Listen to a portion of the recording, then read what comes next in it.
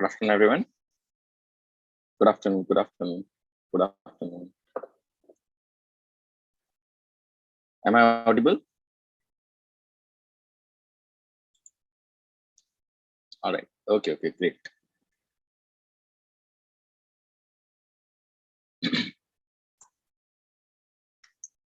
Our COVID future is predicted.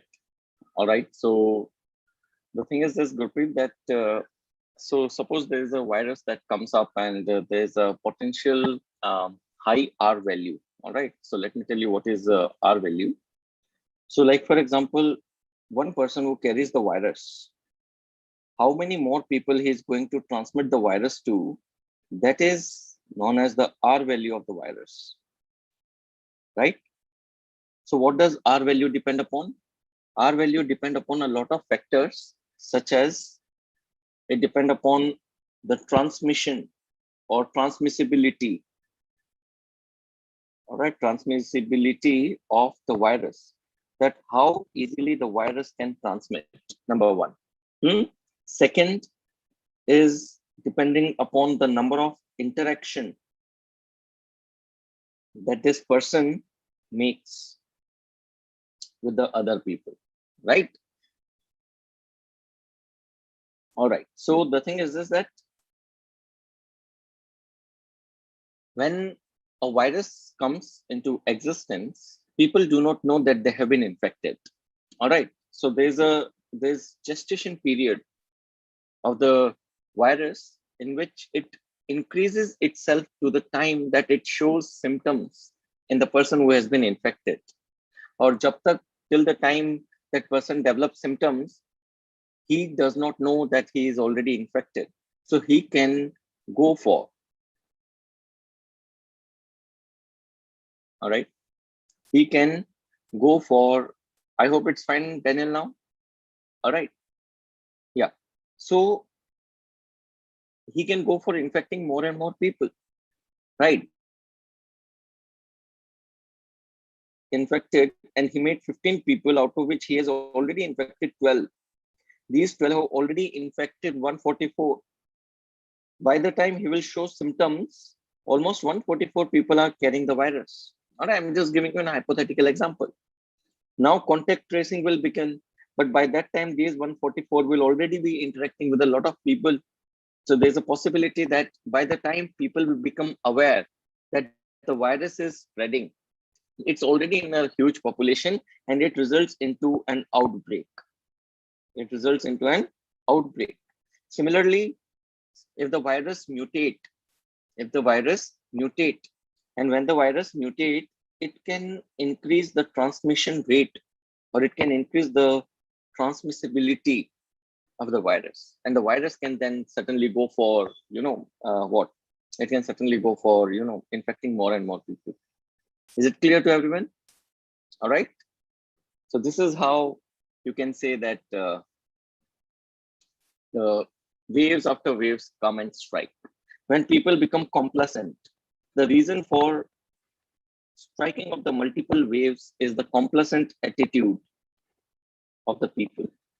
Chalta hai attitude of the people. People put their guards down, and when people put their guards down, it results into a better chance for the virus to, infect more and more people.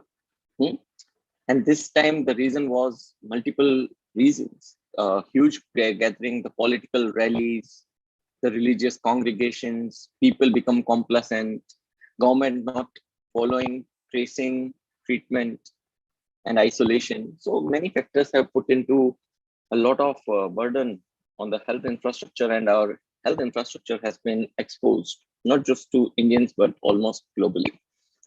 All right, so let's begin the topic that we'll take today as the first topic. And the topic that we are going to cover is what we started in that last class, but we couldn't complete because I lost some of my papers. All right, so I'll begin it as a new topic. All right, and we are going to talk about tribunals, why they are important, what is the recent development related to tribunals. No, Vaishnavi, outside the class. All right, if you can watch last week's current affairs video, the first 10 minutes I've talked about how to make current affairs notes from the Hindu. All right.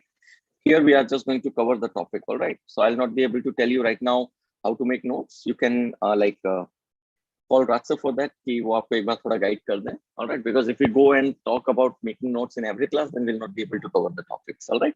So please hope you understand. Okay. Baki outside the class, I can certainly entertain how to make notes. I'll tell you. And that is the topic related to restructuring of tribunals in the country. The topic is restructuring of tribunals in the country.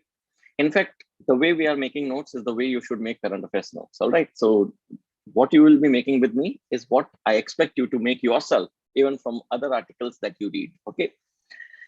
So tribunals, I told you that tribunals are quasi-judicial bodies. Tribunals are quasi-judicial bodies. If you look at your courts, courts are the judicial bodies. Why? Because they composed, they comprise of people with dedicated judicial functions. Dedicated judicial functions. Right? It's a separate wing of the state. All right, it is completely separate with a dedicated function to adjudicate the disputes, with a dedicated function to protect the rights, interpretation of constitution. Getting my point? So courts are the judicial bodies. Rather, the quasi-judicial bodies, that is the tribunals, we call them quasi-judicial because they perform judicial functions. They perform judicial functions, but they are not entirely comprising of. They are not entirely comprising of the judicial functionaries, right? So the tribunals, they perform the judicial function, but they are not completely comprising of the judges or the people from the judicial background. This is the reason that the tribunals have been referred to as the quasi-judicial bodies. Reason being, sometimes some cases emerge, and these cases have these cases have some technicality that cannot be understood by a judge. Some technicality that cannot be understood by the judiciary. Now, the judiciary will not be capable enough. I'm telling those bodies which perform judicial functions, that is dispute resolution. But here the members are not completely taken from the judiciary. Even from administration, the members are there in tribunals. In tribunals, it's not necessary that only the judges or the people from judiciary will be there. In the courts, the people are purely from the judiciary. Are you getting my point? And that is why the courts are the judicial bodies, but the tribunals are the quasi-judicial. The quasi term comes because they are having membership even from the non-judicial background. Okay, and performing the judicial function, that is dispute resolution. But why do we need the non-judicial members in tribunals? Try to understand that. Sometimes the cases come up, and these cases have a lot of technicality that cannot be understood by the judiciary because the judicial people, they are generalists. They are kind of generalist. They have expertise only in law, but this law must be of general nature. The law must be of general nature. Now, if I ask you that if there is a case that has a lot of issue related to income tax, Can a judge who is expert in the general nature law, can he adjudicate with great efficiency the question related to income tax? Can he do that? No. And for that reason, we created a tribunal known as Income Tax Appellate Tribunal. Any issue with the income tax tribunal, any dispute that you have with the income tax imposing authorities, they will be taken care not by the judiciary, rather they will be taken care by the Income Tax Appellate Tribunal, because here the people will be from taxation. Here the people, some people may be even from judiciary to look into the process of justice being delivered. But without participation of the people from taxation, this kind of case cannot be given the proper justice. And therefore, to make sure that the expert opinion are taken while giving justice in matters that involve some technical or special cases, we created the tribunals, and this is the reason that the tribunals are known as quasi-judicial bodies. It is clear now to everyone why tribunals are known as the quasi-judicial bodies. All right, and why do we need to have members other than the judiciary? All right, okay. Now, even before we go ahead, there may be a prelim question that might ask you about the origin of the term tribunal. The word tribunal actually emerges from the Roman word tribune. All right, it's just a factual information that you can keep with you. The word tribunal emerges from the Roman word tribune.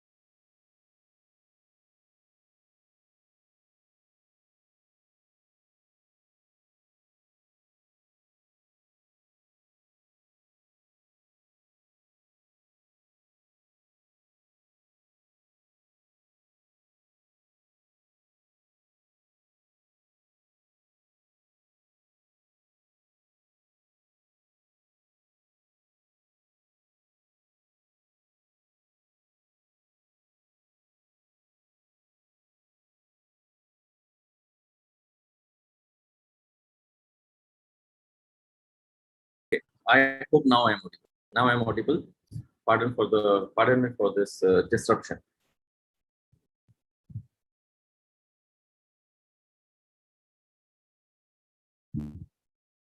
Okay. Now it will not. Am I audible properly?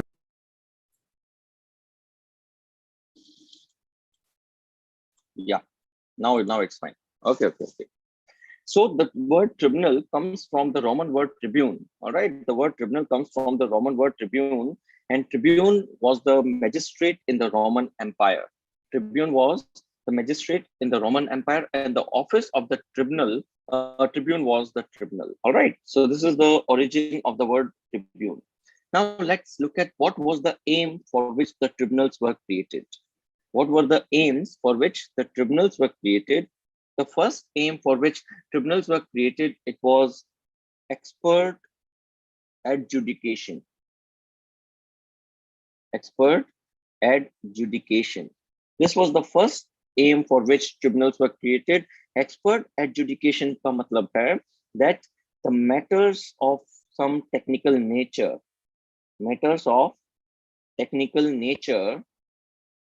they need experts for adjudication of disputes. All right. The matters that include some technical nature, some specific technicality. All right. Quickly take a snapshot if you have missed. Srikanth, if you have missed something, quickly take a snapshot so that we can move to the topic. All right. There's some very interesting topic lined up today. We have to quickly slide through. Okay. Now, so the first aim of setting up the tribunal was expert adjudication, that is the matters which are of technical nature, some specialization, they need to be adjudicated, they need to be resolved by experts, not by some general, you can say, judiciary. Second, we know that in our country, the judiciary was already overburdened. The judiciary is already overburdened. In our country, the judiciary is already overburdened. All right. And to reduce the burden, we created the tribunals so that people will not run to the will go to the tribunal to seek justice. All right. Yeah. So there is a tremendous amount of pendency of cases. All right. Many of the cases are pending before the judiciary. And if more and more cases come up from different specialized fields, so judge to kuch kar hi nahi payega. The judiciary will be overburdened. So there is a huge pendency of cases, and to avoid the huge pendency of cases, dedicated tribunals were created. Like, for example, if there is a problem related to environment, today you will not reach directly to the court.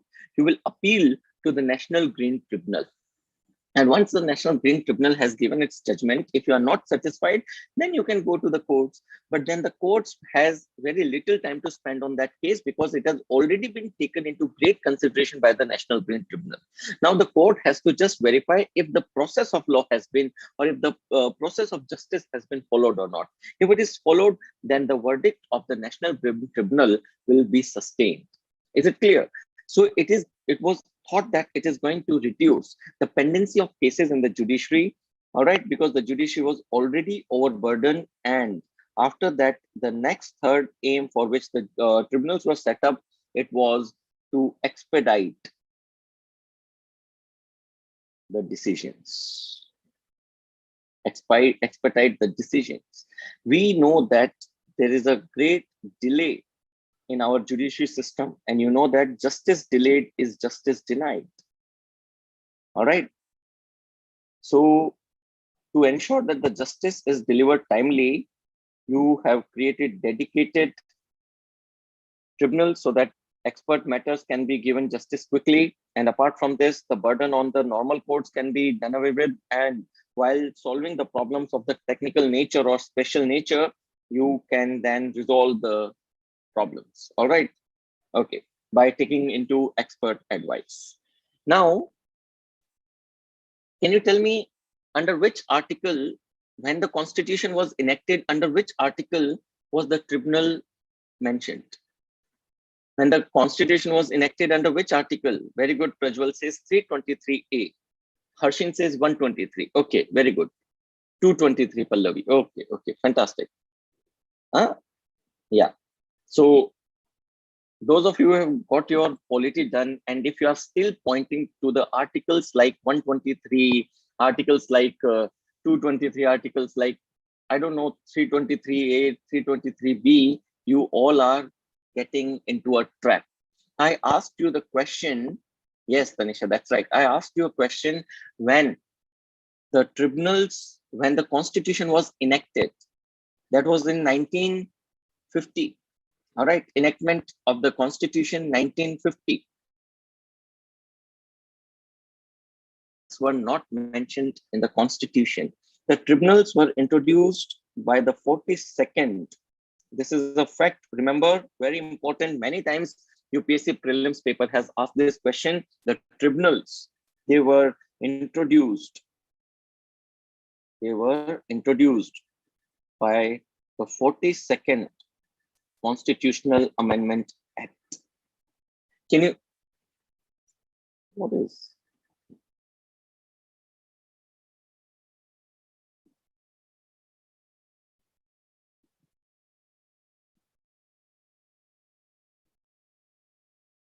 Just a minute, hold on.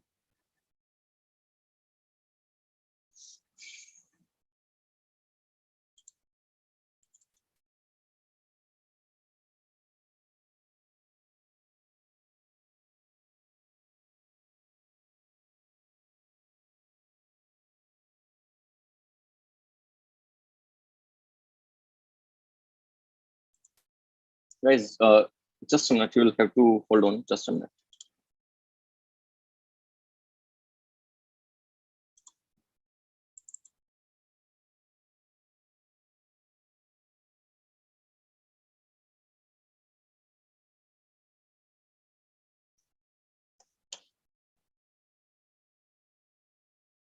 All right. Okay. So the tribunals, they were introduced in the 42nd Constitutional Amendment Act. Can you tell me the Central Administrative Tribunal were introduced by which act? The Central Administrative Tribunal was introduced by which act?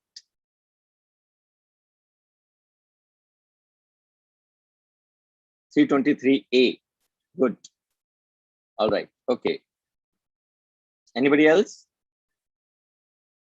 Okay. चलिए करते हैं इस question को solve. So the tribunals, they were introduced by the 42nd Constitutional Amendment Act. All right. And this introduced Articles 323A and Articles 320 and Article 323B in the Constitution of India. In the Constitution. All right. So these articles were introduced in the Constitution by the 42nd Constitutional Amendment Act. All right. So this Article 323, it was to deal with the administrative tribunals. That is any matter related to administration. Any matter related to administration, be it the union government or be it the state government. Any matter related to the administration was to be taken care by Article 323A, whereas Article 323B was to take care of matters, or it was related with tribunals related to other matters, other other than the administration. If you have any problem with the administration, then you will be going and you can say talking to, you will go and file a suit in the administrative tribunals, which are given as part of Article 323A. Is it clear? All right. But if the matter relates to anything else apart from the administration, you will be referring to the tribunals that were set up under Article 323B, that is other tribunals. The other tribunals deal with matters such as taxation. The other tribunals deal with matters such as copyright. The other tribunals deal with matters such as cinematography. All right, cinematography, the airports, etc. So different other matters apart from administration was to be taken care by the tribunals, which was set up under Article 323B, whereas Article 323A should deal with only the administrative tribunals. Now, can you tell me who has the power to set up the administrative tribunals? Yes, that's right. Yes, that's right. So the power to set up administrative tribunals, it rests exclusively with the parliament. Only the parliament is entitled. Only the parliament is entitled to set up the administrative tribunals, whereas the other tribunals, they can be set up both by the parliament as well as the state legislature. This is the second difference. All the tribunals that are set up under Article 323A, they are to be set up only by the parliament, whereas the tribunals which are set up under Article 323B, they are set up both by the parliament as well as state legislative assembly. All right. Then the tribunals under Article 323B, these tribunals, they can have an hierarchy. They can have an hierarchy. For example, there is a tribunal which is set up at the lowest level. Then there can be an appellate tribunal further. All right. So there can be multiple tribunals related to one matter itself.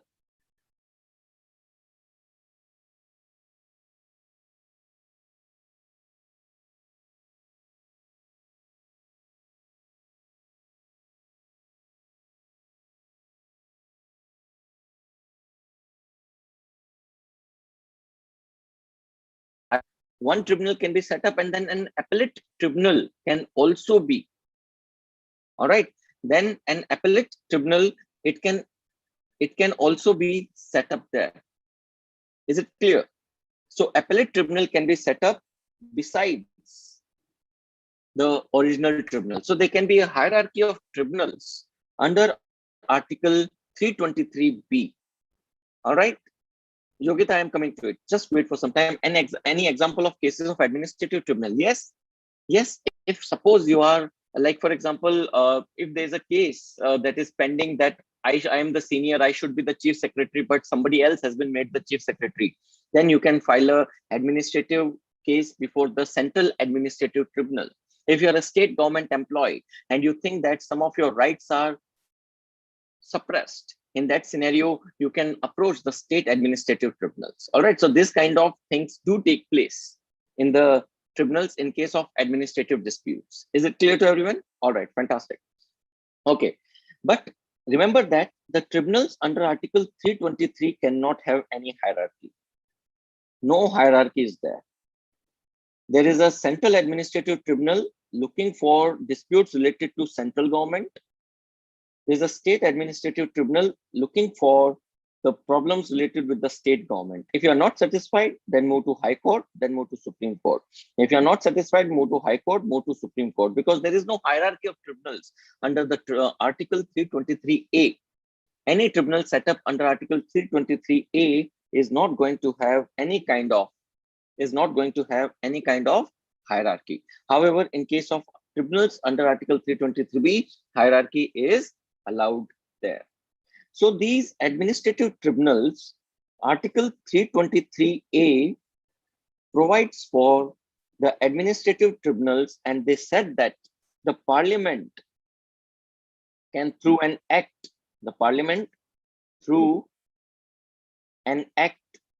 can lead to the establishment of administrative tribunals. The Parliament, through an act, can lead to the establishment of. देखिए Harshin, hierarchy in 323B means that suppose I'm having some problem with the income tax authorities. So there's an income tax tribunal. I will file my case there. All right, I might lose there. So I have one more chance to go to a higher tribunal, that is appellate tribunal. If I'm not satisfied there, then I might go to High Court. Getting my point? So there is a hierarchy of tribunals in one subject matter under Article 323B, but this is not the case with the administrative tribunal. There is one administrative tribunal for all the cases related to central government. There is one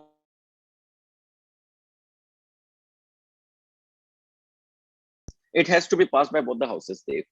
Both houses. All right. So the Article 323A of the Constitution provides that the Parliament, through an act, should set up the administrative tribunal.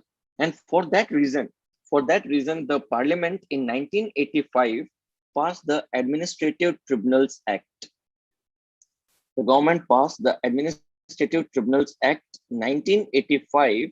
That is the basis for all the administrative tribunals, that include the Central Administrative Tribunal, that include the multiple state administrative tribunals, and that also include the Joint Administrative Tribunal. All right, so by the Administrative Tribunal Act, the Union government created a Central Administrative Tribunal to tackle all the issues related to. All right. No, Navdeep, it's not. It has been set up and it continues as a administrative tribunal right from 1985. So under this act, the Union government has already set up the Central Administrative Tribunal to tackle all the disputes related to the Union government or the central government. They are the bodies that have been set up by the statute of the Parliament. They are the statutory bodies. It is not a constitutional body. Yes, had the Central Administrative Tribunal being created by an act of Parliament, by an article of Parliament, you would have called it a constitutional body. You can call the tribunals as the statutory bodies. All right, remember this thing. It's a very tricky point where UPSC can glitch you. Yes, it's a statutory body because they have come into existence by a statute of the parliament backed by a article of the constitution. But that doesn't mean that CAT or SAT is a constitutional body. Clear? Okay, that's a good point. I appreciate that. So the union set up the CAT under this particular act. Now, any state government, if it want to have an administrative tribunal, then they can request the union government to constitute a state administrative tribunal in that particular state. So the union government will constitute the state administrative tribunal in a particular state if the state government requests the union government for setting up of the state administrative tribunal in that state. Similarly,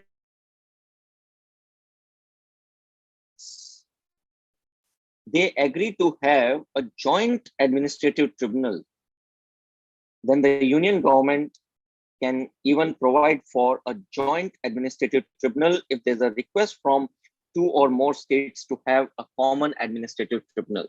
AT stands for administrative tribunal. AT, administrative tribunal.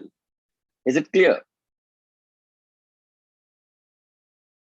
State government. So CAT will take care of only the disputes related to union government. So like, for example, if you are an IRS officer and you were supposed to be recruited, or you were supposed to be, if you are an officer of All India Services and you think that some kind of injustice have been done to you, then you have all the right to approach the administrative tribunals, the central administrative tribunals. All right.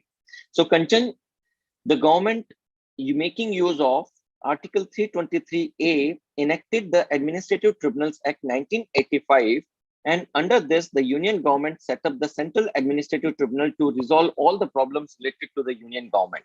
If a state government want to have a state administrative tribunal, they can request the union government to constitute a state administrative tribunal for them. Similarly, if 2 or more states, they want to have a joint administrative tribunal, the union government can set up a joint administrative tribunal for such states. Now, there's a peculiar question that might be asked in your mains examination. That is, what is the difference between, all right, what is the difference between a court and a tribunal? This kind of question, I'm sure, must have been taken care of in your polity class, and I'm not going to take up this discussion in this class right now, that what is difference between court and tribunal, because it is a peculiar thing that cannot be missed in your polity session, and you must have learned it there. So I'm skipping it as of now. So what is difference between a court and a tribunal? After you complete the topic in today's class, if you do not know this difference, you can still Google it up. All right. Okay. Now, the thing is this is the static portion that was important from the examination point of view about tribunals. Akhil, I am not going to talk about Citizenship Amendment Act here. There's no relation with this topic. I'm sorry. All right. Reformation. So now the government has went with, reforming the tribunals. The government has went with reforming the tribunals. And for this, the government, this reforming the tribunals has been the agenda of the NDA government right from 2017 onwards. In 2017, in Finance Act 2017, the union government introduced certain reforms, and these reforms relate to matters such as no, Tanisha, even tribunal judgments are binding. Who says tribunal judgments are not binding? They are binding. You cannot let go of the tribunal ka judgment, so we can let go of it. No, they are binding. So reforming the tribunals has been the agenda of the incumbent government right from 2017 onwards, and that you can see from the fact that in 2017 the government passed the Finance Act, and in the Finance Act, these reforms were introduced, and these reforms, they empowered the union government to notify rules related to number one, appointment, related to appointment of members into tribunals. Union government can make rules about appointment of members into the tribunals. The government took up the control. The government took up the control as who will decide how the members have to be selected for the tribunals. This power has been taken by the union government under the Finance Act 2017. Besides this, what should be the qualification? Besides this, what should be the qualification? What should be the terms or your term of service of the members and the chairperson? How the search cum selection committee to be appointed for selection of the members into the tribunals. All these things which are important with respect to tribunals, they have to be taken control by the union government under the Finance Act 2017. So the Finance Act has diluted the autonomy of the tribunals, and because the government interference has been increased significantly in appointment of the members, selection of the member, term or the tenure of the members, qualification of the members. Yes, Rakshanda, it certainly does. And this becomes one of the criticism. All right. Now, this was done in the Finance Act 2017. Now, in 2021, this week, all right, this particular couple of months, the government came out with the ordinance, that is the Tribunal Reforms Ordinance. The government came out with Tribunal Reforms Ordinance 2021. And it has introduced certain reforms in the tribunals in India. So let us look at what reforms have been introduced by these ordinance. The first reform that has been introduced in this particular ordinance is that the government, through this ordinance, amended the Finance Act 2017 to define, number one, composition of search cum selection committee. I'll explain it, hold on. Composition of search cum selection committee who are supposed to select the members of the tribunal. This search cum selection committee is going to search and select the members of the tribunal. And who will comprise of this search and selection committee? It has been fixed by this ordinance under the Finance Act 2017. Under the Finance Act, it was said that the government will notify the rules. Under the Finance Act, it was mentioned that the government is going to notify the rules related to appointment. And making use of this liberty, the union government through this ordinance has amended the Finance Act, and in the Finance Act itself, it defined who all will comprise the search cum selection committee that will select and appoint the members to the various tribunals. Along with this, it has also fixed the tenure of the members and chairperson, members and chairman of the tribunal under Finance Act 2017 itself. All right. So search cum selection committee ka composition kya hoga? It has already been fixed by this ordinance 2021 by amending the Finance Act 2017. Second, the government has fixed the tenure of the members and the chairpersons of the tribunals. And so let's first look at this, and then we'll discuss about the other changes that have been introduced. So the union government said that for appointment of the chairperson or the members to any tribunal, a committee is to be constituted, and that committee will select the members. And that committee is known as the Search cum Selection Committee.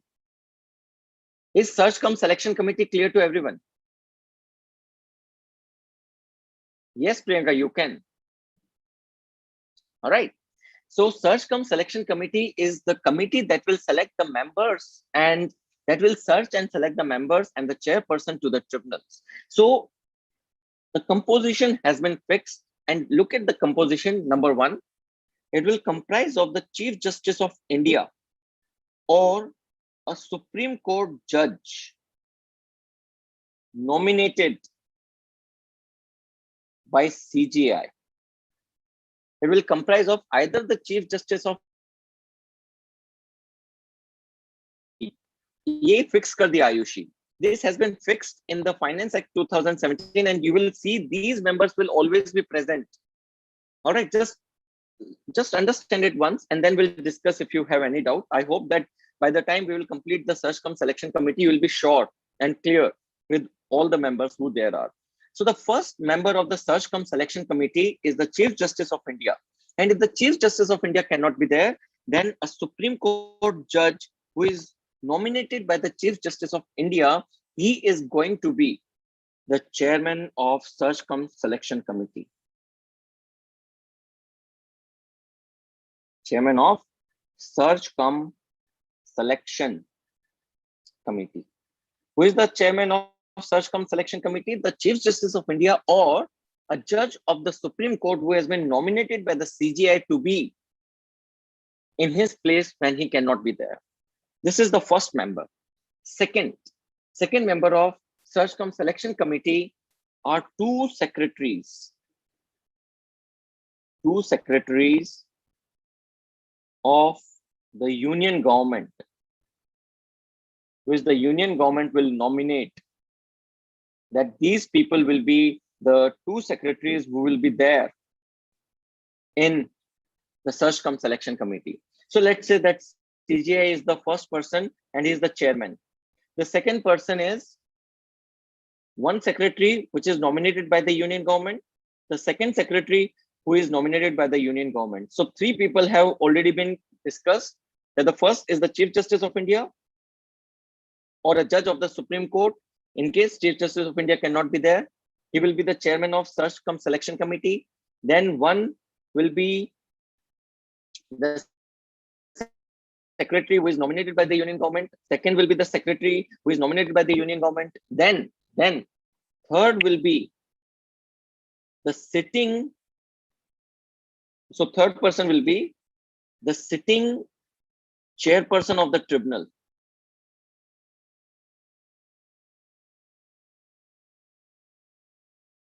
Or outgoing chairperson.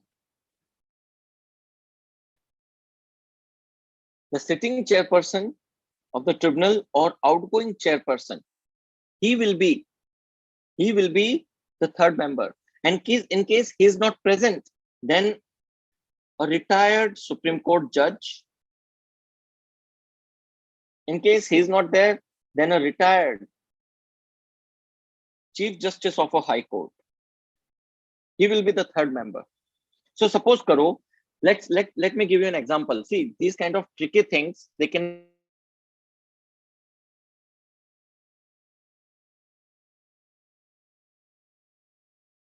appreciate it now.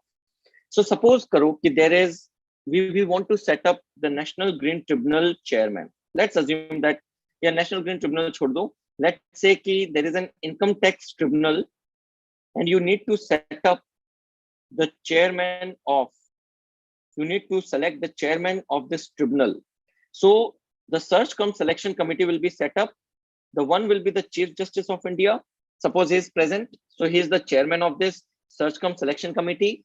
Then there will be two secretaries that are nominated by the union government.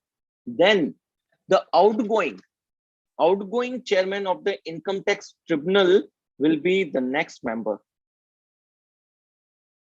Suppose he is not present, then the next member will be either a retired Supreme Court judge. And if he is still not present, then the next member will be a retired Chief Justice of a High Court. Is it clear, everyone? Is it clear? I hope it is clear to everyone. Yeah. So the search cum selection committee will consist of the Chief Justice of India, the two secretaries that have been appointed by the union government, and the fourth member will be either the sitting chairman of the tribunal whose members are selected, or the outgoing chairman in case the chairman is selected, or if they both are not present, then a high court chief justice or a Supreme Court retired judge. And these all have the voting power. They will vote. They will vote. They will vote for the selection of the members and searching of the members. Then there will be one advisory member. The fourth, next person will be an advisory member. Advisory member will be the secretary of the ministry. The advisory member will be the secretary of the ministry to which the tribunal is related. To which the tribunal is related. Like, for example, if you are trying to appoint the members to the income tax tribunal, then the secretary to the finance ministry, he is going to be the advisory member. He is going to be the advisory member, but he will not vote. He will not vote. Outgoing chairperson will be there if you are selecting the new. All right. If you are selecting the chairperson of a tribunal whose chairperson is outgoing, you can expect the outgoing chairperson to be the fourth member. Is it clear? Right? So this is the composition that has been set up by the union government for the search and selection committee under the Finance Act 2017 using the Ordinance for Tribunal Reforms 2021. Now, one thing is there, एक chief justice हो गया India का, one chief justice of India is there, he is from judiciary. All right, there are two secretaries nominated by the union government, they are from the government side. All right, then there is one retired Supreme Court judge, retired High Court chief justice, or sitting or outgoing chairman. So how many members are there total? 1, 2, and 1. Total there are 4 members. Do you all agree? Total there are 4 members in the search cum selection committee, and the 5th member is the advisory member who cannot vote. So there are 5 members, but only 4 will vote. There are 5 members, but only 4 will vote. Right? Now, what happens if there is a tie? Very good chance. If there is a tie, 2 say that Mr. A must be appointed, and 2 say that Mr. B must be appointed out of A and B. Then comes the situation that is known as casting vote. Casting vote means that the one vote specially given to the Chief Justice of India or the chairman of Search and Selection Committee. The chairman of the Search and Selection Committee, he has the casting vote. If no, casting vote is not by the advisory person. This is the trap that you may fall into UPSC. The 5th member is the secretary to the ministry to which the tribunal is related. All right. So the first member is the Chief Justice of India, who is the chairman. The 2 members are the secretary. The 4th member is either the retired Supreme Court judge, retired High Court judge, or the sitting or outgoing chairperson of the tribunal, which is under consideration. Right? So in case there's a tie, then the casting vote does not lie with the advisory member, it lies with the chairman of the Search and Selection Committee, who happens to be the Chief Justice of India or a representative that has been there. यार ये English के questions हैं कि sitting and outgoing chairperson क्या होता है. Are you really समझो यार सिटिंग क्या होगा. Like for example there is an tribunal जिसका चेयरमैन है, and this chairman is not retiring right now. इसका अभी 2 साल पड़ा हुआ है, ठीक है. and you need to have two members to be appointed to the income tax tribunal. So in the search and selection committee, one will be the chief justice, there two will be the secretaries of the union government nominated by the union government, and one member will be the sitting chairman of the income tax tribunal. And suppose that this chairman is retiring, he has almost 0 years left, then he is the outgoing and he will help in choosing the next chairman.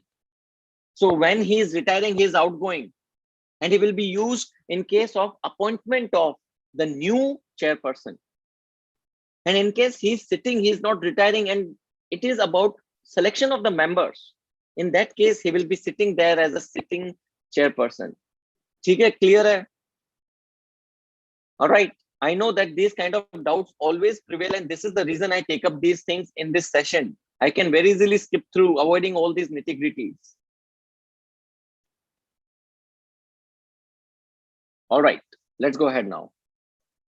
Now, the next thing that has been introduced in this ordinance is the term of office. So first thing they have done is they have fixed the membership of the search cum selection committee.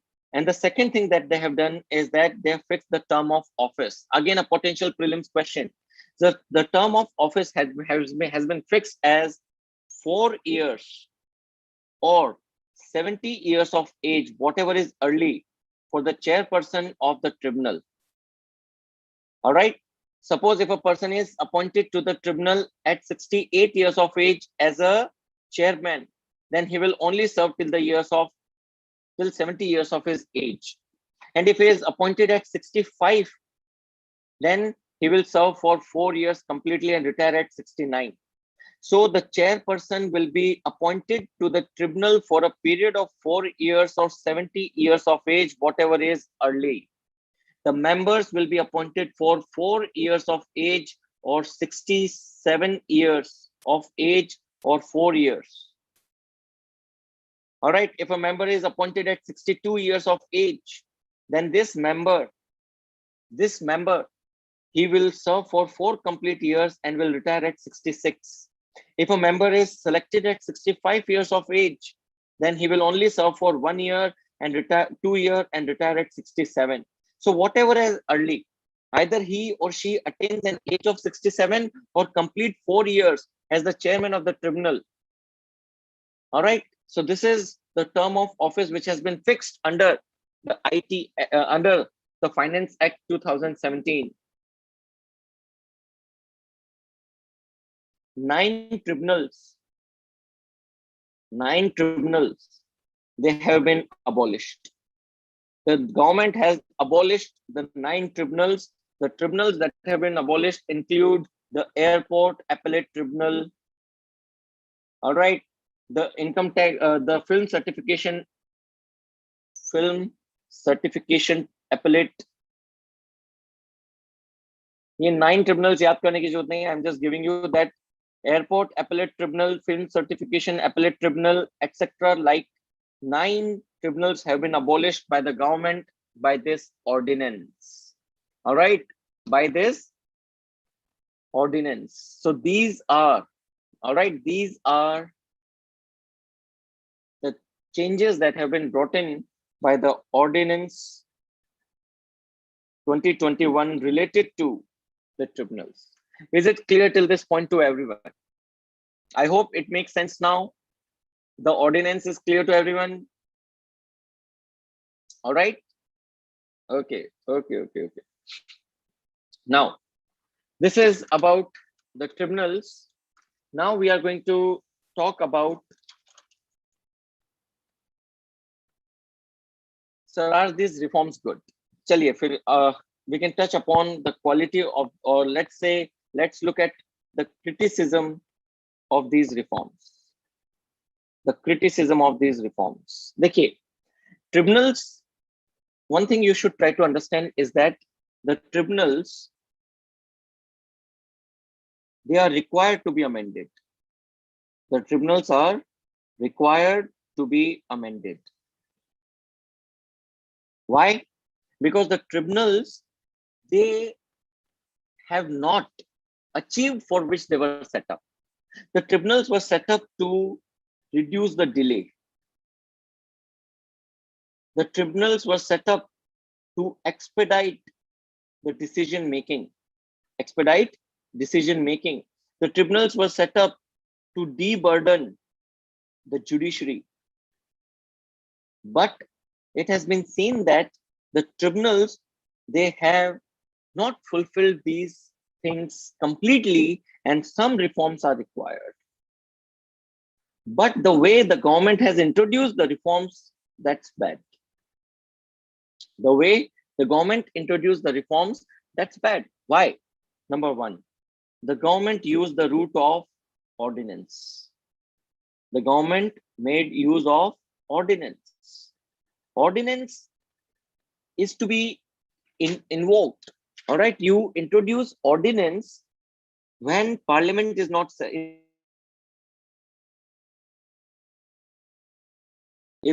in session. At that time, you make use of the ordinance route, which is given under Article 123 for Parliament and under Article 213 for the state legislative assemblies.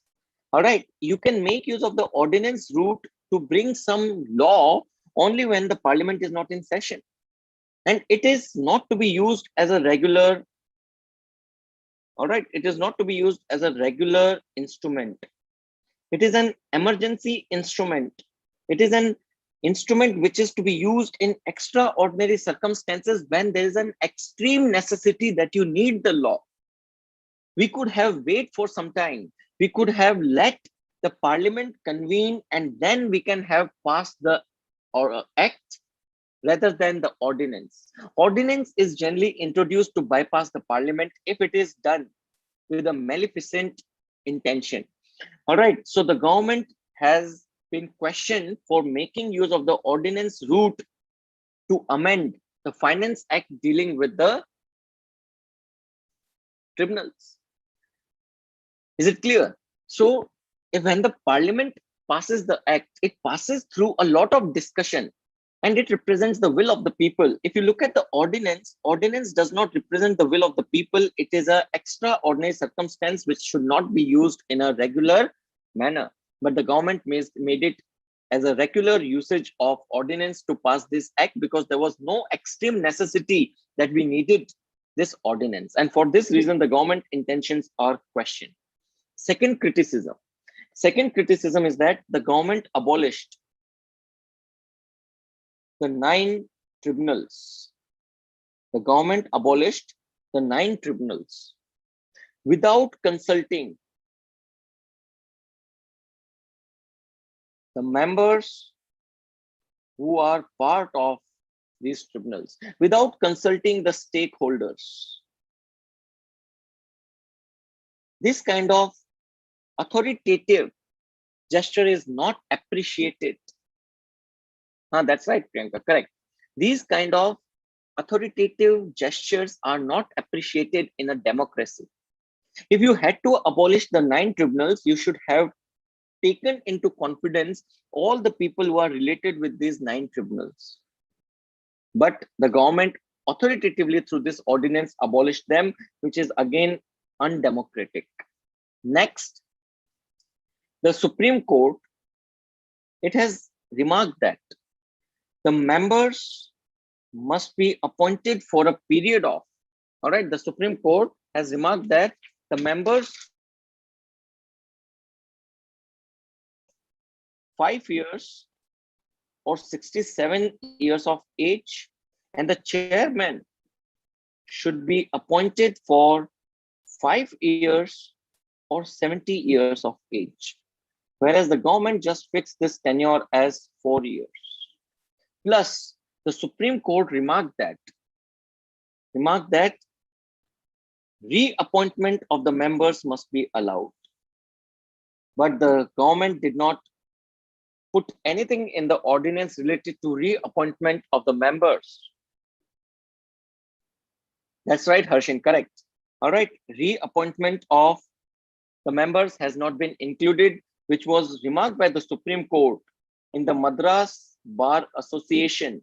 In the Madras Bar Association versus Union of India case.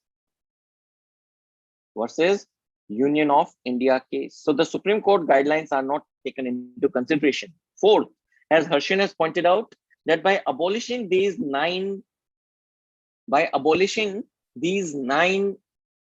tribunals, the burden on the judiciary will increase.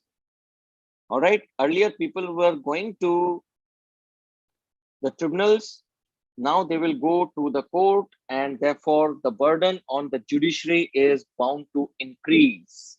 All right. Is it clear? And most important, this ordinance does not talk about a very important recommendation. All right. The ordinance doesn't talk about recommendations of the union government, recommendations of Supreme Court since 1997 in L. Chandrakumar versus Union of India case. L. Chandrakumar versus Union of India case, where the Supreme Court has recommended the setting up of the National Tribunal Commission. The Supreme Court time and again said that for the smooth functioning or for the smooth reforms in the tribunals, the government should introduce the National Tribunal Commission. Instead of establishing the National Tribunal Commission for reforming the tribunals, which was supposed to be a very good move, the government instead took up the ordinance route and introduced the changes that it wanted to bring on its own whims and fancies. What is this National Tribunal Commission? This National Tribunal Commission is recommended by the Supreme Court, and it is supposed to be an independent body. It is supposed to be an independent body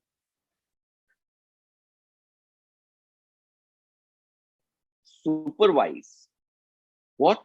To supervise the appointment of the chairperson and the members. Instead of the search and selection committee, you should let the National Tribunal Commission to decide upon the appointment of the chairperson and the members of the tribunal. And because this body is supposed to be an independent body, it would have lesser interference of the government. Now you see in the search cum selection body, you see there are two. In the search cum selection body, there are two representatives, two nominated secretaries by the government of India. That simply shows that the government of India is going to be intruding way too much into the appointment of the members and the chairperson of the tribunal. And this is going to create a severe problem. It will hinder the neutrality of the tribunals. So it was supposed to be taken care by an independent body that was recommended by the Supreme Court. It was to be taken care of by a dedicated National Tribunal Commission rather than the search and selection committee. Second, all other things that are related to the members, such as tenure, such as terms of office, such as remuneration, all these things, they were supposed to be determined by the National Tribunal Commission. Right now, the government sets them. Because the government has the power to set them, the government can influence the tribunal members, just you can say, intention to give honest justice. The government can influence the decisions by the tribunals by adversely changing their tenure, terms of office, or remuneration. Is it clear? So independence is compromised. All right. So National Tribunal Commission, which was supposed to be the independent body, if it was supposed to fix the tenure, terms of office, and remuneration, then, my dear friends, independence would have been ensured for the tribunals, which is right now not ensured. And National Tribunal Commission was supposed to be the body that was supposed to work for expansion of tribunals. It was supposed to take decisions for expansion of the various tribunals. winding up of the redundant tribunals, that this decision should not be taken by the government. This has to be taken care by an independent body. Why? Because in most of the tribunal cases, one of the parties is the government. Do you recognize this thing? In most of the government cases in the tribunals, one of the party is the government. If there are very important things that influence the tribunal, then yes, justice can be compromised somewhere. All right. And lastly, this body was supposed to give an autonomous oversight. It must supposed to give an autonomous oversight without any interference of the government. So these reforms were not called for. Rather, the government should have, in true intention, should have introduced the National Tribunal Commission, which was recommended by the union government, recommended by the Supreme Court, which the government did not do. Yes, it's true that the ordinance are temporary route, but then the government already, but what was the necessity to introduce? All right. But what was the necessity of introducing the ordinance right now itself? They could have waited for the session of the parliament to convene. All right. Is it clear, everyone? So with this, we end up all the discussion related to the tribunals. It's a tricky subject. It's a tricky topic, but it is important to cover because I'm sure that these kind of nitty-gritties are not covered anywhere else. So it is necessary for you to, adequately pay attention to these things, because UPSC can be notorious in polity, particularly the current affairs. If they are tricky, they can be. All right. And now, because everyone is very smart these days who are coming for selection, so government the UPSC has to make some distinction so they can enter into some really muddy waters. So to cover every news in good detail with exceptional clarity. All right. So if it is clear, please type yes, so that now we can move to the next topic, which is little lighter now. Okay. All right. Fantastic. Okay. So now we are going to talk about something related to monsoon forecast. All right. So let's discuss about the monsoon forecast.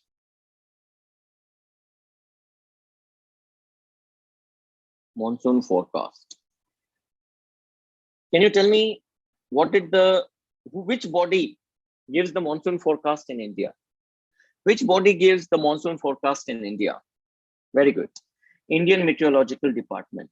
The monsoon forecast in India are given by Indian Meteorological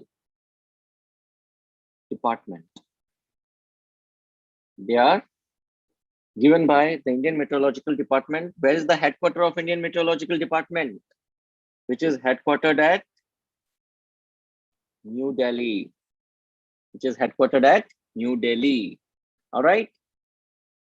Under which ministry? Indian Meteorological Department is under which ministry? It is under the Ministry of. Yes, Priyanka. So those of you who are watching this PDF will be attached on the YouTube as a in the description as a link. So after the lecture is over, after 1 hour, you can download it. You can download it from the link in the description. All right, I'll send you this thing, but it is always advised that you keep on making these flowcharts along with me, because whatever PDF I'll be sending, this will be my PDF, not your PDF. So make your own notes also. Now, Indian Meteorological Department is under the Ministry of Earth Sciences. Again, a factual information worthy to come in your UPSC prelims. So the monsoon forecast is given generally by the Indian Meteorological Department, and for this particular monsoon, which has entered into the Malabar coast this particular week. All right, Kerala, Karnataka, and now some parts of Andhra Pradesh is witnessing the monsoon rains. Monsoon has entered into Indian subcontinent. All right, and the Indian Meteorological Department, it has given a forecast that this time we are going to have what kind of rains? Normal, above normal, excessive. We are going to have 101% of long period average. We are going to have 101% of long period average rains or rainfall during the June to September monsoon. During June to September monsoon. 101% rainfall is going to put this year monsoon under the normal category. This year's monsoon is going to be normal. It's not going to be above excess. It's going to be normal. 101% rainfall, 101% of long period average rainfall is going to be the normal category rainfall for this particular year. Long period average means that what is the average rainfall in past 1 year? What is the average? Sorry, past 50 years. What is the average rainfall in past 150 years? Uska jo average hota hai, that is known as the long period average. That is from 1951 till 2000. These 50 years, what rainfall took place, averaged over these 50 years, it turns out to be 89 centimeters. So now we are getting 89%. So this time we are going to have 101% of 89 centimeters. This will be the rainfall in this particular year, and this makes the rainfall as the normal category. Now, based on the long period average, the IMD has classified the monsoon under 5 categories. The IMD has categorized the monsoon under 5 categories. The first is the excessive category. The first is excessive category that includes more than 110% of long period average. Second is above normal. That means a rainfall between 104 to 110% of the long period average. Then comes the normal category. The normal category includes 96 to 104% of the long period average. Then comes fourth, below normal. Below normal includes 90 to 96% of long period average. And the fifth is the deficient monsoon. The deficient monsoon is less than 90% of the long period average.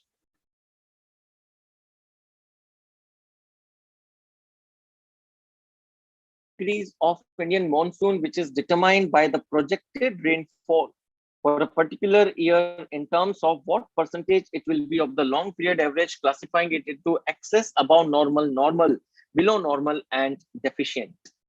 You know that monsoon is very important for India. Monsoon is very important for India. You know, whenever the IMD comes with a positive prediction about the rainfall, the stock markets, they witness a jump. Why? Because Indian economy is heavily dependent upon the monsoon, particularly the primary sector. And if it is a good monsoon, that means the agriculture, the primary sector is going to be benefited. That means that India will get a good push, at least from the 20%, close to 20% of India's primary sector and related industry. And that results into a positive jump in the stock markets in India whenever the IMD gives a positive prediction about monsoon in India. All right. So when we say that Indian economy depends a lot upon monsoon, what I want to say that approximately 70% of India's annual rainfall, 70% of Indian rainfall, it comes from the monsoon. So all our agricultural activity, all right, that accounts for majority of agricultural activity as well. So 70% of India's total rainfall occurs during the period of June to September. And if it is a good prediction, that means we are not going to have water scarcity for this particular year. That boosts the people's sentiments. Second, almost 80%, close to 50% of India's agriculture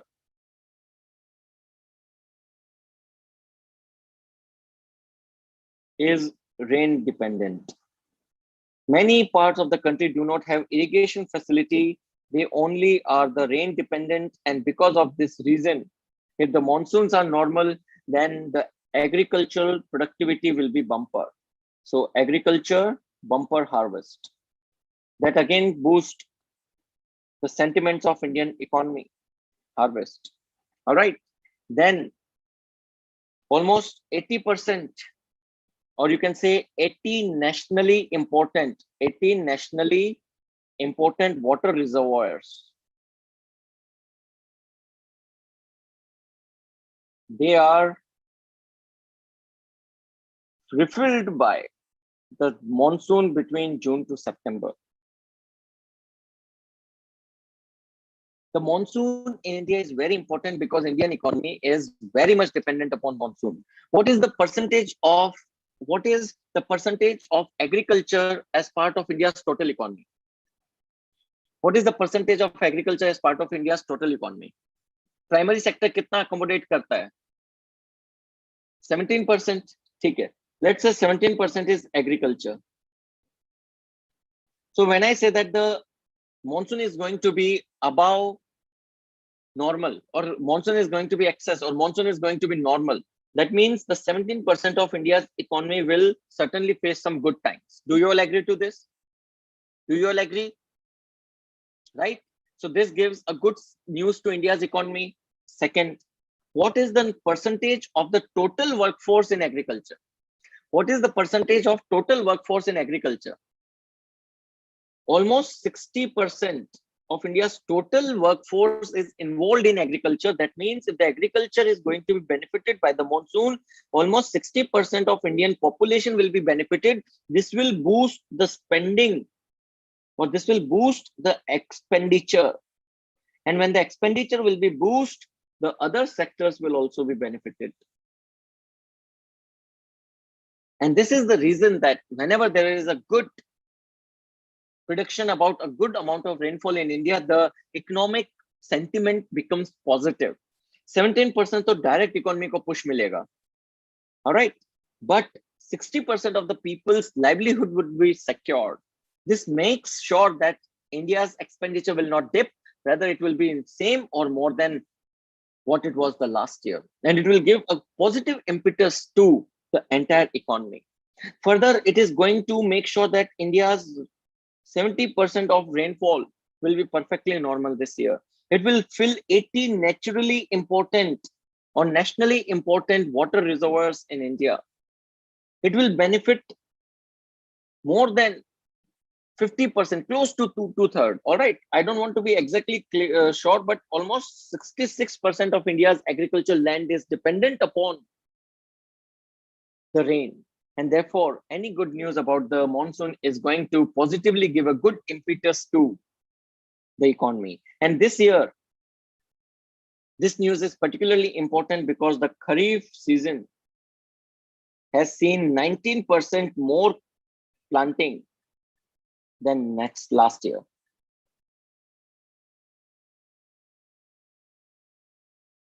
This year, the Kharif season, all right, Kharif is what is generally between June to September, October. That's Kharif. October, November to March, April. This is Rabi season. All right, these are cropping seasons. So June to September is Kharif season. Rabi season is October, November to March, April. And to June, July. This is Z. In the Z season, mostly the vegetables are grown. Yes, Abhishek, that's right. That's right. See, this year it is even more important to have good rains because majority of the people, they have reverse migrated back to the rural area and now they are dependent upon agriculture.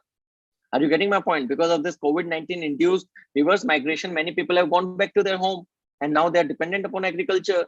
And if agriculture will suffer, then they are going to face double, you can say, double onslaught. One of COVID-19 lockdown, and second is the monsoon. All right. So Kharif. So what is the most important crop of Kharif season? What is the most important crop of Kharif season? Well, that's right, rice, dhan. And what is the most important? Paddy. That's paddy. Paddy is there, correct. Rabi season, wheat, and Z season, vegetables. So this year, India witnessed 19% more Kharif plantation than last year, and a good monsoon news is good news for even these people. Approximately 22.2 million hectares of India's total agricultural land is under Kharif cultivation for this year, and it's a good news that we are going to have.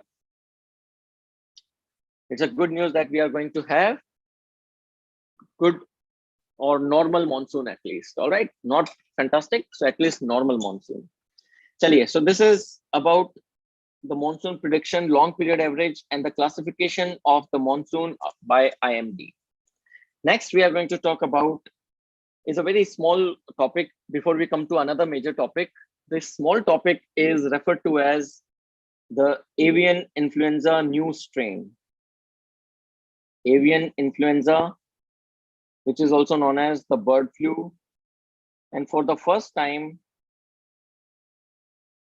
the infection of the strain H10N3. All right. For the first time in human being, the infection of H10N3 has been reported. और कहां से report हुआ है? That's right. Has been reported for the first time in human. और सारी बीमारियों की जड़ in China.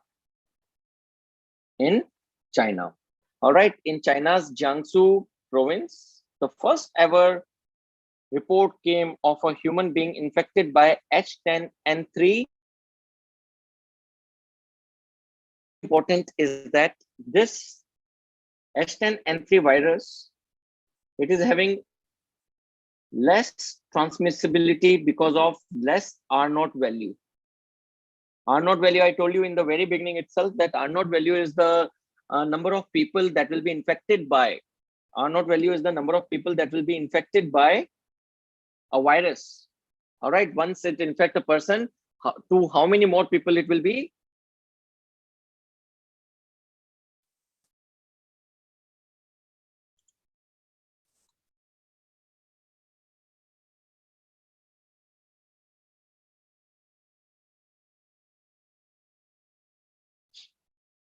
To how many more people it will be transmitted? This is known as R0 value. Just a minute, hold on. So why always China is doing its own? See, I don't know. I'll not comment about it.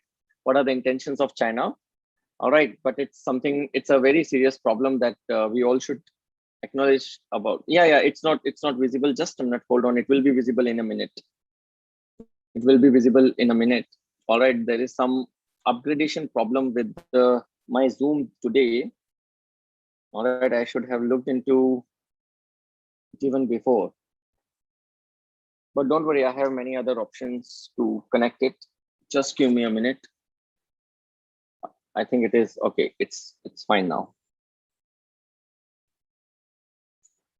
All right. Is it visible now to everyone? Okay, fantastic. Okay. China eat all the animals.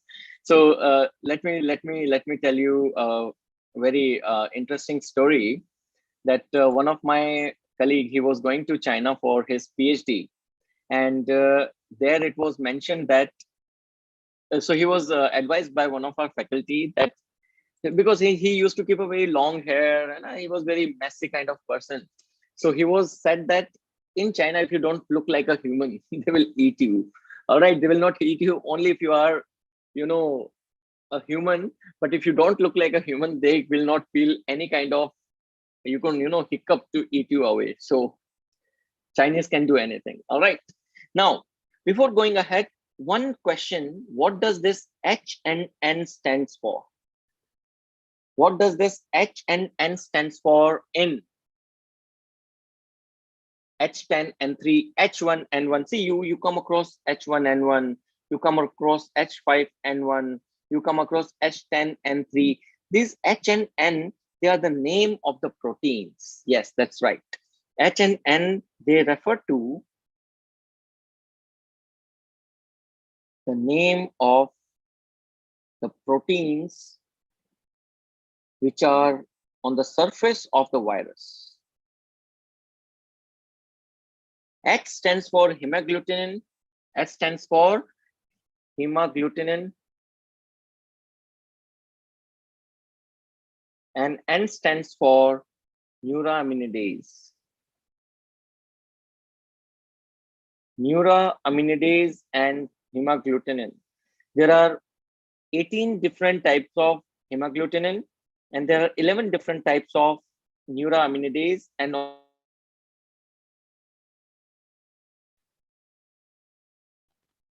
right, that's right, Shashank. All right, correct, accepted. All right, see, मजाक में कुछ भी बोलो, but you know why there's so much of China is a very close country. Let me tell you something, some fact about China. China is certainly a very close country, and China does not let its true standards out into the public.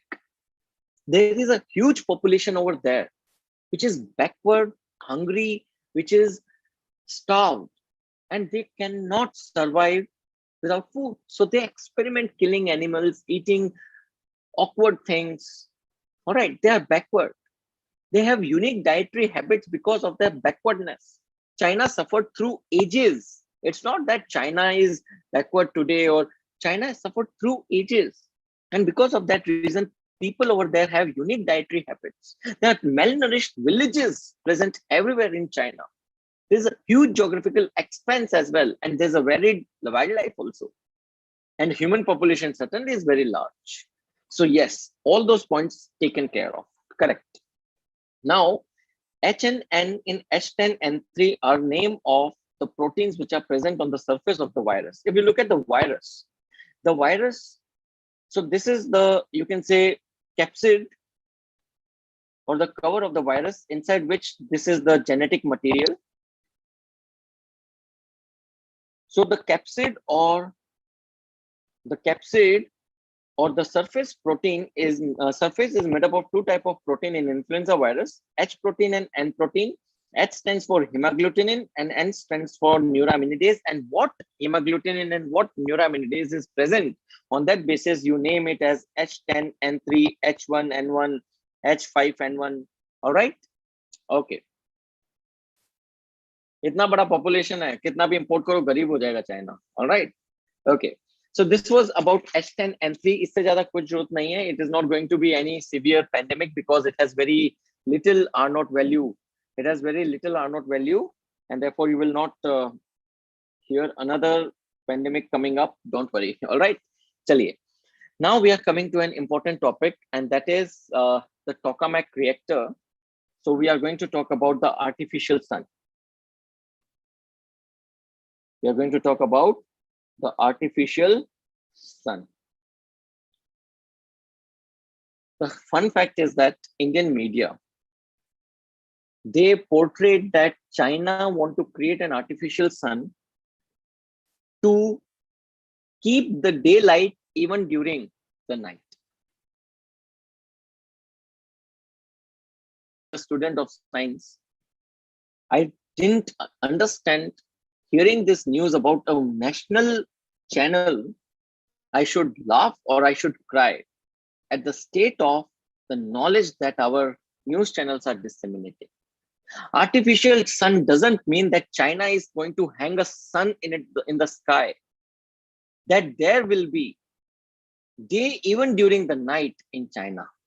That's a total rubbish, absurd dissemination of facts that was there in news last year also, when this artificial sun was in news. Artificial sun is not China building a sun. No, artificial sun is name of an experimental advanced superconducting Tokamak reactor. It is an experimental. It is an experimental advanced superconducting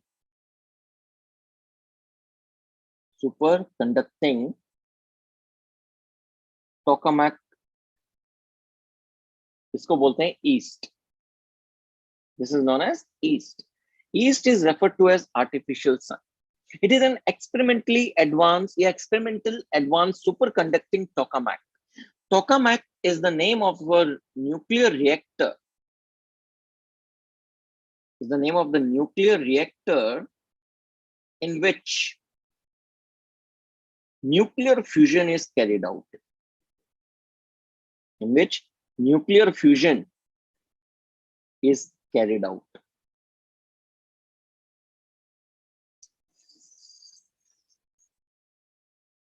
Excellent.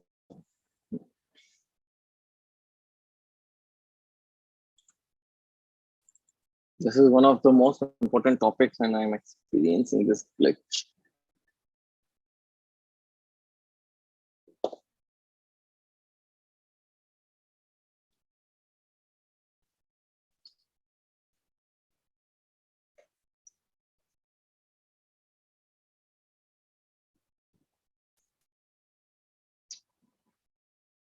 Just hold on.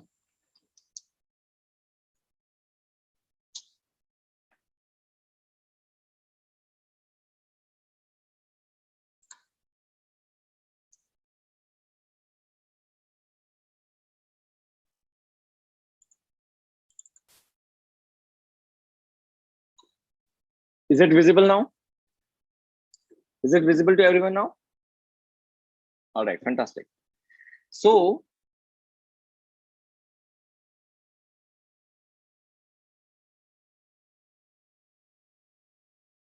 nuclear reactor in which nuclear fusion is carried out, this is known as tokamak. What is nuclear fusion? In sun and stars, energy is produced by a nuclear reaction which is known as nuclear fusion. What is the main source of fuel for the sun and stars? What is the main source of fuel? What is the main source of fuel for sun and stars? Anyone? What is the main it is hydrogen. It is hydrogen. It is hydrogen. Hydrogen is the main source of fuel for the stars. Hydrogen and its isotopes. Hydrogen and its isotopes, they are the main source of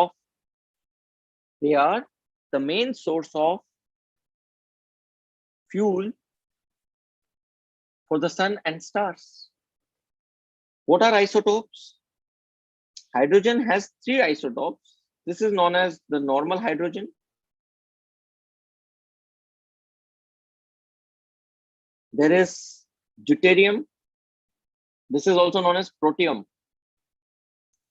Protium. Normal hydrogen is known as protium. Deuterium and tritium. Different forms of same element. Different forms of same element that has same number of protons. That has same number of protons, but different number of protons, different number of neutrons. They are known as isotope. So in sun, hydrogen exists as protium, deuterium, as well as tritium. And what is happening? The reaction carries out like this: D12 plus D12 in presence of energy gives helium-3 plus a neutron plus excess energy. जितनी energy इसने consume करी reaction ने, उससे बहुत ज्यादा energy is produced, and this is the reaction that is carried out in stars and sun. This is the reaction that is carried out in stars and sun. Give one helium-3 and one neutron and tremendous amount of energy, which is the source of fuel in stars and sun, and it is very clean. It is very clean and tremendously available.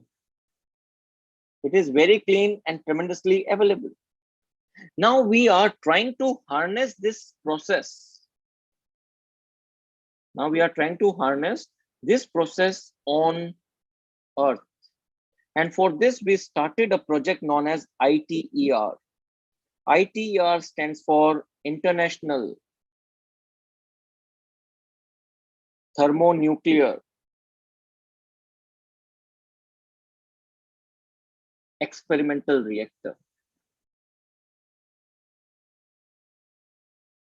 The countries who are participating in this ITER, they want to make sure that Earth start producing its energy from the process that is carried out in sun and the stars, and for which they are creating or constructing what is known as the thermonuclear reactor, which is the Tokamak. There are various countries which are participating in ITER. Which are the countries? Mera Bharat Mahan, China, Russia, South Korea, USA. All right. और कोई है? Japan.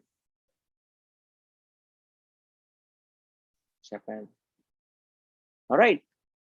European Union. Very good.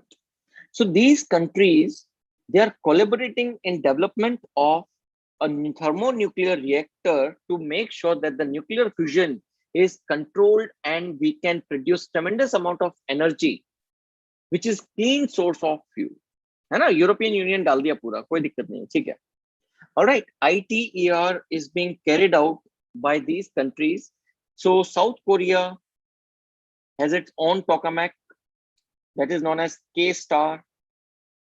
China has constructed its own tokamak that is East Experimental Advanced Superconducting Tokamak.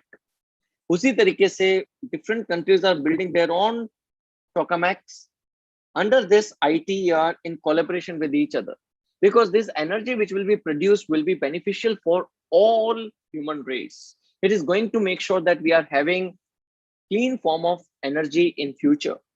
All right, so this is the artificial sun that is, because China in its East project has produced 288 million Fahrenheit.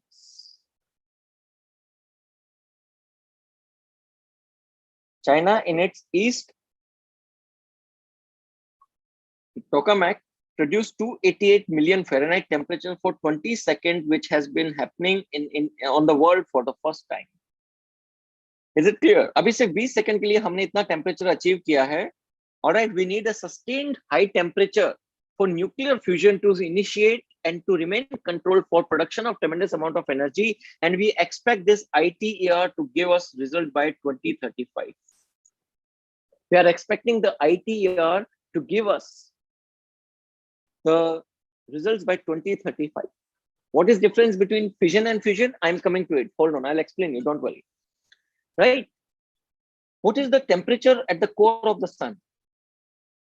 What is the temperature at core of the sun? Can anyone tell me? It is 15 million, approximately 15 million degrees Celsius. And we produce 288 million. How do we produce it? Let me tell you. So what you do is, you take deuterium or you take tritium and you heat them. When you heat them to millions of degrees Celsius, they are converted into plasma. Plasma is ionized gas. And when they are in the form of plasma, then the process of fusion begins. All right. So to produce this amount of temperature, you need energy. But the energy that will be produced after fusion, that will be much, much more than the energy that you are consuming, such that this becomes a very sustainable process once it is controlled and we extract energy out of it. Is it clear to everyone? All right. So this is why we are going for the Tokamak reactor. Let me tell you something about the fission as well. Nuclear fission. Nuclear fission generally happen when a heavy element spontaneously, or you can say when a heavy element is bombarded with neutrons, slow neutrons. This heavy element, its nucleus, it's split into relatively stable nuclei with release of energy. That is, think it this way, that there is uranium 92-235. It is very unstable. Such that as a slow neutron come and strike it, it breaks down into two sister nuclei. One is known as krypton and second is known as barium. So barium is 56-141, krypton is 36-92, and it releases 3 neutrons. Plus it produces a lot of energy. This is the reaction that goes. On in the nuclear reactors. जो हमारी country में nuclear reactors हैं, the nuclear fission reactors that are set up everywhere around the world for extraction of nuclear energy, they make use of this particular process. Here the uranium is bombarded by a slow neutron that breaks this unstable uranium into barium 56-141 and krypton 36-92, along with 3 neutrons being released and tremendous amount of energy. But the problem here is, my dear friends, that ये जो sister nuclei है, all right, barium and krypton, they are radioactive.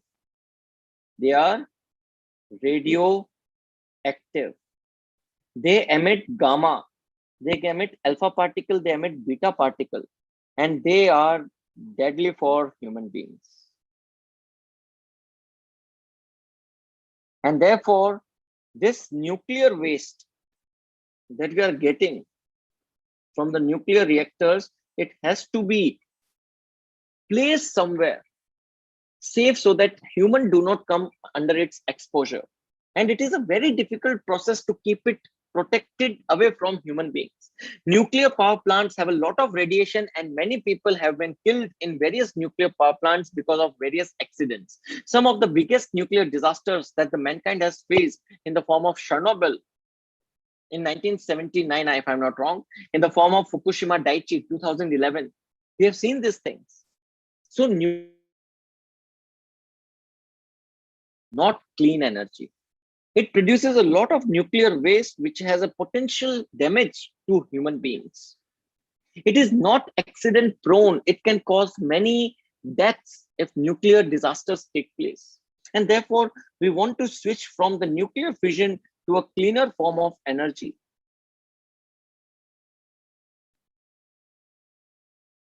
which is the fusion energy. And this is the reason that we all are looking towards ITER.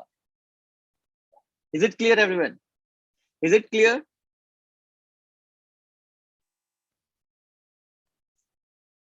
All right, hold it. How did they cool east?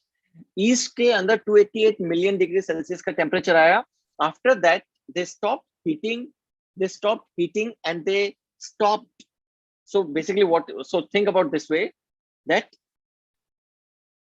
this is the container that contains deuterium and tritium. You apply a lot of magnetic field. ये आपको जानने की जरूरत नहीं है. Magnetic field keep the gas in this area. Then you heat the gas. This gas will convert into plasma, and fusion will begin. You stop the magnetic field, the plasma will hit the container, and it will cool down. All right. It is not to be understood from your examination point of view, but I am just telling you for the sake कि जो आपने container है, इसको इतना super cool कर दिया, and after that you applied a tremendous amount of magnetic field that the gas collected in the middle of this container, and then you heat the gas.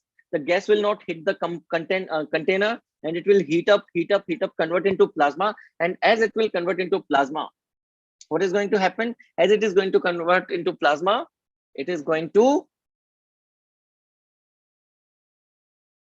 fuse and produce helium-3. All right. So it is controlled right now. All right. लेकिन अभी तो बहुत initial stage है. 2035 में होगा है ना. तब तक आप collector बन चुके होगे. Don't worry about it. So it is the cleaner form of energy. Can you tell me what all materials you use in a nuclear reactor to produce energy? बताइए फटाफट. One, you can use uranium-92-235. What else do you use? नहीं, cost का मुझे नहीं पता कितना पैसा लग गया. Thorium. Thorium is a theoretical model right now. India has the thorium-based reactor. All right, right now thorium is not directly used. India want to use it. Yes, that's right. Plutonium. The next is plutonium. Plutonium is 94-239. These are the two nuclear reactors. Just for the sake of your examination, I'm making you write down the two.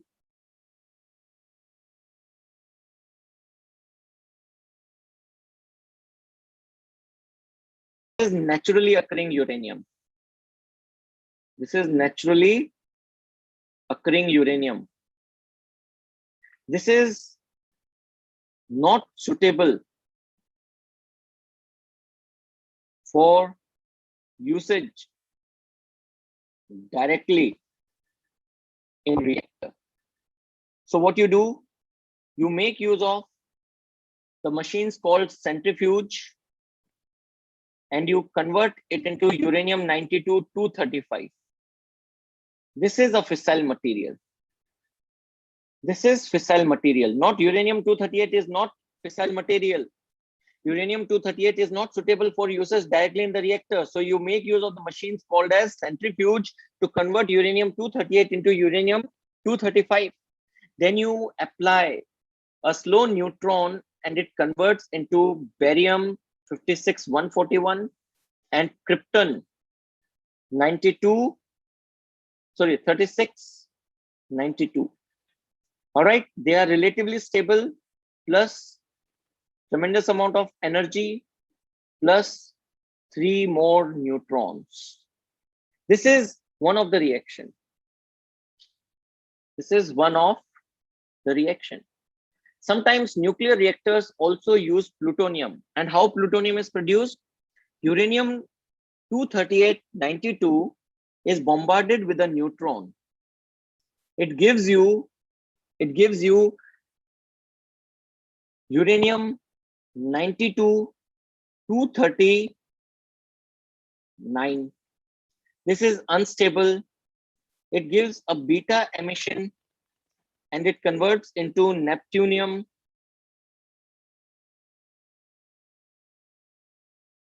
It converts into neptunium-93-239. It is again unstable. It gives out one beta emission and it converts into plutonium-94-239. Now plutonium is again a fissile material, and it can be used in the nuclear reactor. So you breed plutonium from uranium-238 by bombarding it with a neutron such that the resultant product are unstable, that gives 2 beta emissions and gives you plutonium-234. Enrichment has to be done only in case you are directly using uranium. If you are using a uranium-235 nuclear reactor, so you have to enrich uranium-235 from uranium-238. But if you are using a plutonium-based reactor, you can breed plutonium-94-239 directly from uranium-92. It is important. This is important from your examination point of view. They can straightforward ask you, because radioactivity and nuclear science, they both are part of your science and technology. It is very important. Abhishek, the goal of the East is to produce energy from nuclear fusion reaction.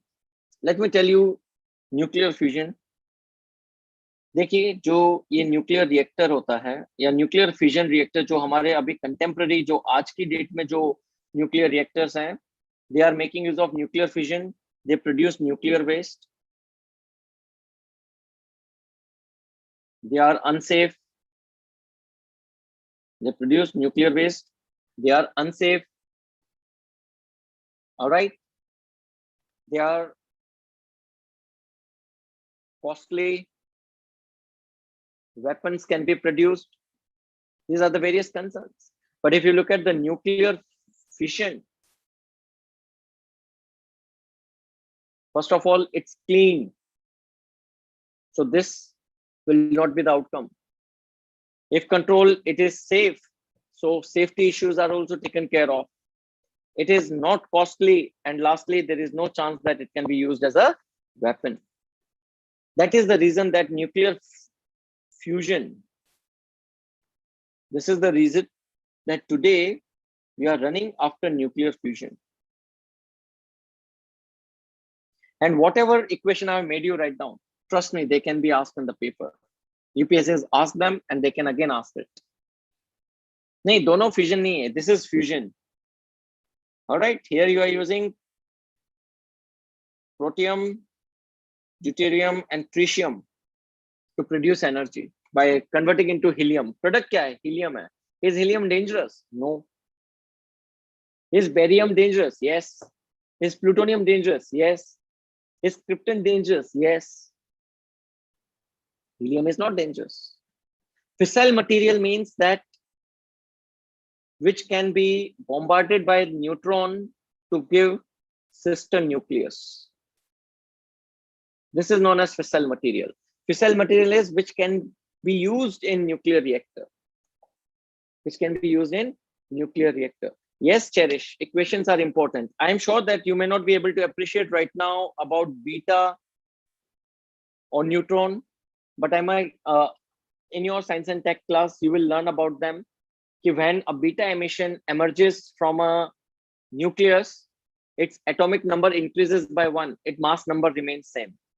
When a neutron